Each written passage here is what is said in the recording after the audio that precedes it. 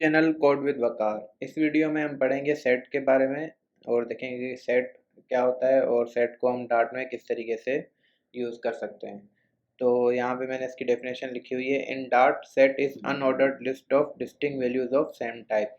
यानी कि ये हमारे पास एक अनऑर्डर्ड कलेक्शन होती है। जैसे लिस्ट है हमारे पास, लिस्ट हमारे पास एक ऑर्डर्ड कलेक्शन होती है, तो हम उसको इंडेक्स के ज़रिए एक्सेस कर सकते हैं। अब यहाँ पे सेट जो है वो हमारे पास यूनिक आइटम्स की एक लिस्ट होती है और ये जो है ये अनऑर्डर्ड होती है। अनऑर्डर्ड होती है तो इसका मतलब हम इसे इंडेक्स के ज़रिए एक्सेस नहीं कर सकते हैं। Set is much similar to an array but it is unordered and won't allow duplicate elements. अब यहाँ पे क्या है, सेट जो है वो एक अरे की तरह ही होती है लेकिन वो अनऑर्डर्ड होती है और उसके अंदर डुप्लीकेट एलिमेंट्स नहीं होते हैं। Each value content in a set is unique. जैसे कि मैंने आपको बताया, सेट के अंदर जो भी वैल्यूज होती हैं वो सारी यूनिक होती हैं। इस वजह से अब you can not get elements by index since the items are unordered. अब सेट को बनाने के लिए हमारे पास दो तरीके हैं जिसके ज़रिए हम सेट को डिक्लेयर या इनिशलाइज कर सकते हैं डार्ट के अंदर। अब पहला तरीका तो ये है कि आप वेर लिख के वेरिएबल नेम लिखें और उसके बाद ये जो कर्ली ब्रैकेट्स हैं ये लगाएं, उससे पहले ये टाइप लगानी है। लेकिन आपको ये टाइप क्यों लगानी है इसका मतलब मैं आपको नीचे समझाऊंगा। और दूसरा तरीका ये है कि आप सेट लिख के और उसकी टाइप लिखेंगे। यहाँ पे टाइप मतलब कि जैसे इसके अंदर इंट वैल्यूज़ होंगी या स्ट्रिंग, अगर इंट वैल्यूज़ होंगी तो इंट टाइप देंगे, स्ट्रिंग होगी तो फिर स्ट्रिंग देंगे, इस तरीके से। और फिर वेरिएबल नेम और सिंपली ये ब्रैकेट्स दे देंगे। अब यहाँ पे एक ये इंपॉर्टेंट नोट लिखा हुआ है। The syntax for map literals is similar to that for set literals. If you forget the type annotation with curly brackets or with the variable it's assigned to, then Dart would create an map object instead of set। तो अब ये शायद आपको इस line से समझ आ गया हो कि हमने यहाँ पे टाइप क्यों लगाया। अब ये जो कर्ली ब्रैकेट्स हैं ये सेट को बनाने के लिए भी यूज़ होती हैं और ये मैप को बनाने के लिए भी यूज़ होती हैं। अगर मैं यहाँ से ये टाइप हटा दूंगा तो ये एक मैप का ऑब्जेक्ट क्रिएट हो जाएगा, ये सेट का ऑब्जेक्ट नहीं होगा। लेकिन अगर मैं यहाँ पे टाइप लगा दूंगा तो अब ये सेट का ऑब्जेक्ट बन जाएगा और यही बात इस इधर ये लिखी हुई है। तो अब हम सेट के बारे में देखते हैं, सेट को एक्सप्लोर करते हैं कि हम सेट किस तरीके से बना सकते हैं।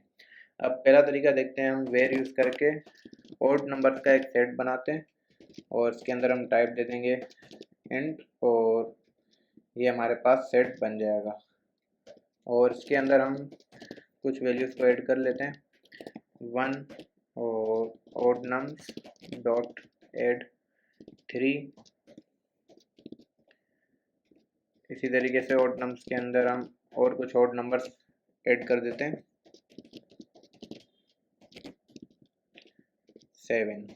अब देखें यहाँ पे हमने वैल्यूज ऐड कर दी थी, पहले इसको प्रिंट करके देख लेते हैं और फिर बाकी बात करते हैं। ओड नम्स, अब इसको रन करके चेक करते हैं।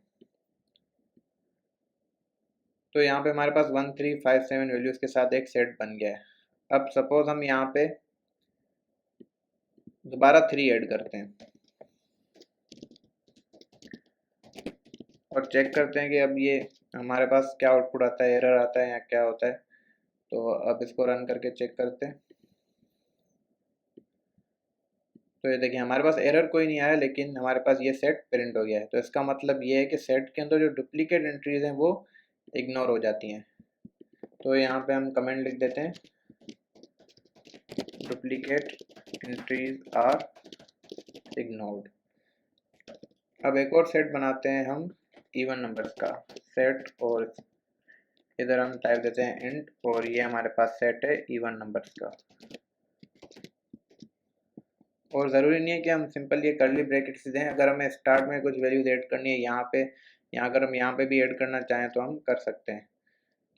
तो यहाँ पे भी हम कुछ कर लेते हैं, 2 4 6 8 और यहाँ पे 10 हमने ऐड कर दिया। और इसी तरीके से हम इसके अंदर भी ऐड मेथड यूज़ करके भी ऐड कर सकते हैं। अब यहाँ पे अगर हम 4 दो बार लिखें, यहाँ पे हम 8 के बाद भी 4 लिखते हैं तो ये 4 दोबारा हमारे पास इग्नोर हो जाएगा और ये एक ही बार आएगा। अब इसको प्रिंट करके चेक करते हैं। अब इसको रन करते हैं और चेक करते हैं इसका आउटपुट। तो ये देखिए हमने 4 2 बार लिखा था, लेकिन ये आया एक ही बार है यहाँ पे। तो सेट के अंदर जो डुप्लीकेट एंट्रीज हैं वो हमारे पास इग्नोर हो जाती हैं।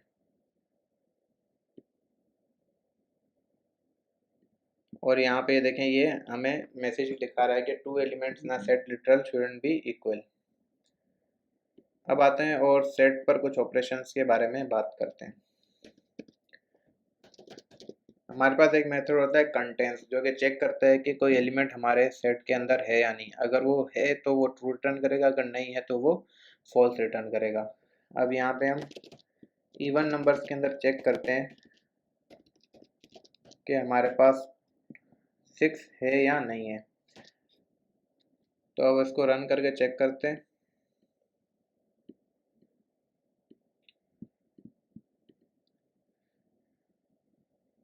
तो हमारे पास यहाँ पे ट्रू रिटर्न हो गया, यानी कि 6 जो है वो हमारे सेट के अंदर है। इसी तरीके से हम चेक करते हैं ऑड नंबर्स के अंदर हमारे पास 2 मौजूद है या नहीं है।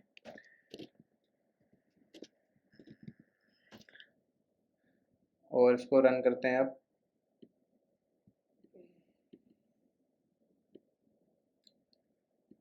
तो 2 हमारे पास ऑड नंबर्स के अंदर नहीं है। अब एक इसमें भी हमारे पास लिस्ट की तरह एक रिमूव मेथड होता है, जिसको यूज़ करके हम सेट के अंदर की वैल्यूज़ को रिमूव कर सकते हैं। तो यहाँ पे हम क्या करते हैं, इवन नंबर्स में से 12 को 10 को रिमूव कर देते हैं, या 12 को रिमूव कर देते हैं, रिमूव 12। और दोबारा हम इस इवन नंबर के सेट को प्रिंट कर लेते हैं और देखते हैं कि 12 हमारे पास रिमूव हुआ है या नहीं। तो यहाँ पे इसको रन करते हैं और ये देखिए हमारे पास इवन नंबर्स के सेट में से 12 रिमूव हो चुका है। इसी तरीके से हम चेक कर सकते हैं कि हमारे पास सेट एम्प्टी है या फिर नहीं। तो यहाँ पे हम पेरेंट और लिखते हैं even num dot is empty, और अगर ये सेट एम्प्टी होगा तो ट्रू रिटर्न होगा, एम्प्टी नहीं होगा तो फॉल्स रिटर्न होगा। और यहाँ पे हम इस सेट को क्लियर भी कर सकते हैं।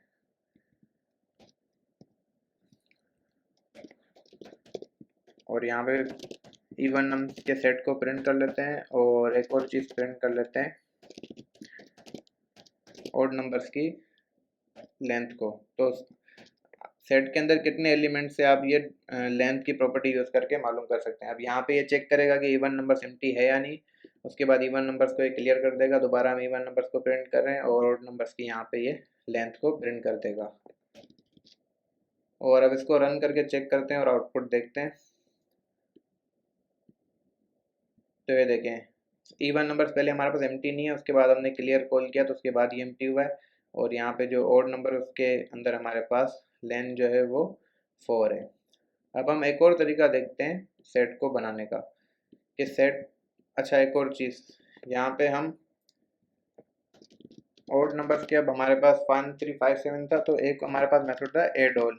यहाँ पे कोई भी हम इटरेबल दे सकते हैं और वो सारी वैल्यूज इसके अंदर ऐड हो जाएंगी। अब यहाँ पे हम एक और सेट देते हैं और उसके अंदर सपोज वैल्यूज हैं 11 9 11 और 13, और प्रिंट करते हैं ऑड नंबर्स को। तो ये जो पूरे सेट की वैल्यूज हैं ये सब ऐड हो जाएंगी ऑड नंबर के सेट के अंदर। तो इसको रन करके चेक करते हैं और देखते हैं कि ये ऐड हुई है या नहीं हमारे पास। तो ये देखें ये तीनों वैल्यूज हमारे पास ऐड हो गई हैं। अब देखते हैं कि हम लिस्ट में से सेट कैसे बना सकते हैं। यहाँ पे हम देखेंगे सेट फ्रॉम लिस्ट। अब यहाँ पे हमारे पास एक लिस्ट है वीकडेज की, मंडे ट्यूसडे और यहाँ पे हम देखते हैं वेडनेसडे। अब यहाँ हम इस लिस्ट में से एक सेट बनाएंगे। तो हम यहाँ पे लिखते हैं वेरिएबल और सेट का नाम लिखते हैं वीकडेज सेट, और सेट के साथ हमारे पास एक डॉट फ्रॉम, हमारे पास एक नेम्ड कंस्ट्रक्टर होता है जिसको हम यूज़ करके लिस्ट में से सेट बना सकते हैं। तो यहाँ पे अब हम लिस्ट पास करेंगे, तो यहाँ पे हम वीकडेज पास कर देंगे तो हमारे पास इस लिस्ट में से एक सेट बन जाएगा। अब हमारे पास एक सेट बन जाएगा और उसके अंदर वैल्यूज होंगी मंडे, ट्यूसडे और वेडनेसडे, और इसी तरीके से हम और भी ऐड कर सकते हैं इसके अंदर डॉट ऐड, और यहाँ पे मैं फ्राइडे, और यहाँ पे चलें थर्सडे बाद में ही ऐड कर लेते हैं, क्योंकि वैसे भी हमारे पास सेट जो है वो अनऑर्डर्ड ही होता है। और यहाँ पे प्रिंट कर देते हैं इस वीकडेज के सेट को, और ऐड करने से पहले भी हम इसको प्रिंट कर लेते हैं।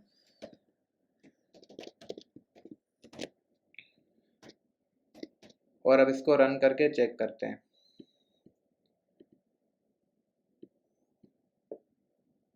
तो ये देखिए, पहले हमने एक लिस्ट से सेट बनाया, लिस्ट के अंदर हमारे पास 3 वैल्यूज थी, मंडे, ट्यूसडे और वेडनेसडे, और हमने set dot from named constructor use करके लिस्ट में से सेट बनाया, और उसके अंदर फिर हमने मजीद 2 एडिशनल वैल्यूज ऐड कर दी, फ्राइडे और थर्सडे।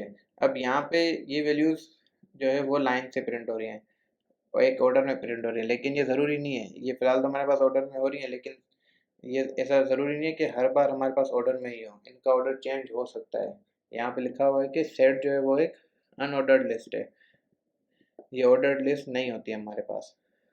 तो ये था सब कुछ सेट के बारे में, और अब इसकी नेक्स्ट वीडियो में हम पढ़ेंगे मैप।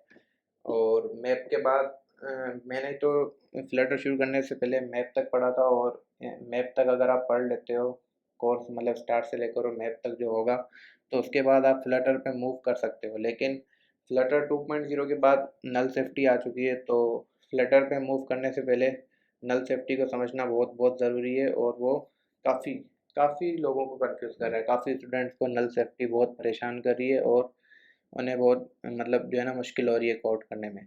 तो फ्लटर पे मूव करने से पहले नल सेफ्टी को समझना अच्छे तरीके से ज़रूरी है। छोटा सा कॉन्सेप्ट है, ज़्यादा मुश्किल नहीं है, लेकिन कॉन्सेप्ट सही से क्लियर हो तो फिर कोई मुश्किल नहीं होगी। तो इससे नेक्स्ट वीडियो में हम मैप को देखेंगे, और उसके बाद हम नल सेफ्टी पर भी आएंगे और उसको डिटेल में देखेंगे। So thank you for watching my video, मिलते हैं नेक्स्ट वीडियो में।